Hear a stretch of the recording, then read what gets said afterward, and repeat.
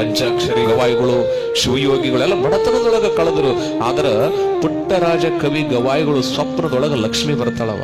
ಅವಾಗ ಲಕ್ಷ್ಮಿ ಅಜ್ಜವ್ರಿಗೆ ಹೇಳ್ತಾಳಂತ, ಬುದ್ಧಿ, ನಿನ್ನ ಮಕ್ಕಳಿಗೆ ಒಂದು ಕಾಲದಾಗ ಒಂದಿಷ್ಟು ಅನ್ನ ಪ್ರಸಾದಕ್ಕೆ ತೊಂದರೆ ಆದಾಗ ನನ್ನ ಬೆಳ್ಳಿ ಮೂರ್ತಿ ನಿಮ್ಮ ಮಠದಾಗ ನಾನು ಮೂರ್ತಿ ರೂಪದೊಳಗಿದ್ದೆ, ನನ್ನನ್ನು ನೀವು ತಕ್ಕಡಿಗೆ ಹಾಕಿ ತೂಗಿ ಬಿಟ್ರಿ, ಮಾರಿಬಿಟ್ರಿ. ಗುರುಗಳಂದ್ರೆ ಮತ್ತೆ ಏನ್ ಮಾಡ್ಲವ, ಮಕ್ಕಳ ಹಸಿವಿನಿಗಿಂತನೂ ನೀ ನನಗೆ ದೊಡ್ಡಾಕೆ ಅಲ್ಲ. ಇವಾಗ ಲಕ್ಷ್ಮಿ ಅಂತಾಳ, ಬುದ್ಧಿ, ನನ್ನನ್ನ ಹೆಂಗ ತೂಗಿ ಹೊರಗಡೆ ಮಾರಿದಿರಿ ಹಂಗ ನಿನ್ನ ತೂಗಿಕೊಂತನೇ ನಾನು ನಿನ್ನ ಮಠವನ್ನ ಪ್ರವೇಶ ಮಾಡ್ತೀನಿ ಅಂತ ಹೇಳಿದ್ಲು.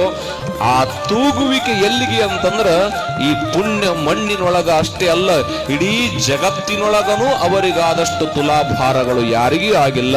ತುಲಾಭಾರ ಸಾರ್ವಭೌಮರು ಅಂತಂದ್ರೆ ಅದು ಗುರು ಪುಟ್ಟರಾಜರು ಅನ್ನೋದು ಗೊತ್ತೇ.